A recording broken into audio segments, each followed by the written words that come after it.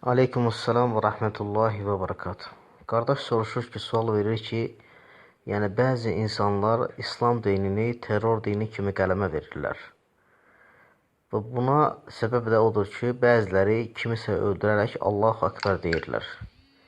Eləcə də özlərini müsəlman kimi təqdim edirlər. Və nəticədə belə hallar baş verəndə qeyri-müsəlmanlar İslamdan və müsəlmanlardan daha uzaq dururlar. Bu halda nə tövsiyə edərdiniz? Ən birinci tövsiyəm odur ki, bilmək lazımdır ki, İslam dini terrordan uzaq olan bir dindir. İslamın terrorla yaxından və uzaqdan heç bir əlaqəsi yoxdur. Ona görə İslamı terrorla əlaqələndirən insan cahil insandır. İslamdan məlumatı yoxdur. Yəni, İslamı dərindən öyrənən, bilən insan görər ki, İslam rəhmət dinidir, İslam mərhəmət dinidir. İslam gəlib insanları cəhalətdən çıxartsın, şirkin zülmətindən çıxartsın, bataqlıqdan çıxartsın və nura doğru aparsın və insanların həyatını qutarsın. İslam gəlməyib ki, insanları partlatsın, dağıtsın, insanlara əlinə silah versin, insanları öldürsün, dinc sakinləri öldürsün. İslamın terrorla əlaqəsi yoxdur. Ona görə belə düşünən insan yalnız və yalnız cahil insandır, İslamdan xəbərsiz insandır.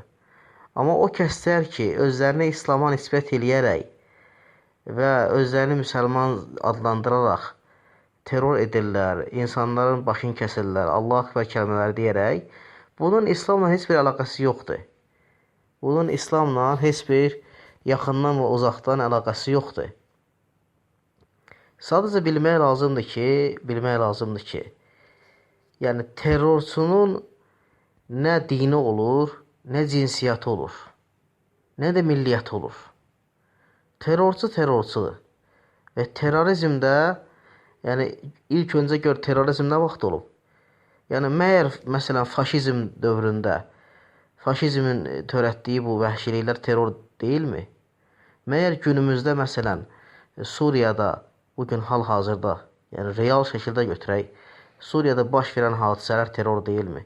Dinc insanların, körpə-körpə uşaqların öldürülməsi, qadağan olunmuş silahların orada atılması, insanları yandırmaq, evlərini xaraba qoymaq, məyər bu terror deyilmi? Yəni bunu niyə görə İslamın adına yaxmaq? Bunu yalnız və yalnız cahil insan İslamın adına yaxa bilər. Bu hamısı qərbin oyunlarıdır. Məsələn, Filistində müsəlmanların üzərinə qadağan olunmuş silahlar, yandırıcı silahlar atırdılar. Bunlar məyər terror deyilmi? Ən böyük terror elə budur. Ən böyük terror elə budur. Bax, dinc əhalini qırmaq, dinc əhalini öldürmək, insanların evlərini xaraba qoymaq, insanların evlərini, yurdlarını, yuvalarını viran salmaq, ən böyük terror budur. Ona görə düşünən bir insan, aqil bir insan heç vaxtı belə düşünə bilməz ki, İslam terrorla əlaqəlidir. İslam yaxından və uzaqdan terrordan uzaqdır. Terrorla heç bir əlaqəsi yoxdur İslamın. Və terrorçunun milliyyəti olmur. Terrorçu müsəlmanların içindən çıxa bilər. Terrorçu, kafirin içindən çıxa bilər. Terrorçu yahudinin içindən çıxa bilər. Xristiyanın içindən çıxa bilər. Yəni terrorçunun milliyyəti, cinsiyyəti olmur. Terror eləyən insan hər yandan çıxa bilər. Ona görə terrorizmin əleyhinədir İslam dini və terrorizmi qadağan eləyir. Və İslam dini rəhmət dinidir, mərhəmət dinidir. İnsanları zülmətdən ora çıxartmaq üçün göndərilib bu din. Ona görə gəlib ki, insanları şirkdən çəkindirsin, insanlara təvhidi başa salsın, onlara Allahı tanıtsın, Allaha ibadət eləməyə yönəltsin. Amma o kəslər ki, İslamla əlaqələndirirlər və terror edirlər və yaxud insanların başını kəsirlər və Allah Akbar kəlmələri işlədərək, yəni bu onların sadəcə bir xəyallardır, onların sadəcə bir düşüncələrdir. Özlərini İslama aid etsələr də, onların İslamdan heç bir payı yoxdur. Onlar şeytanın ordusudur. Onlar şeytanın addımlarına gedənlərdir. Necə ki, alimlər deyir ki, onlar, hansı ki, terrorla məşğul olan insanlar, insanları haqsız yerə öldürənlər, şeytanın ordusudur, şeytanın addımlarına gedənlərdir.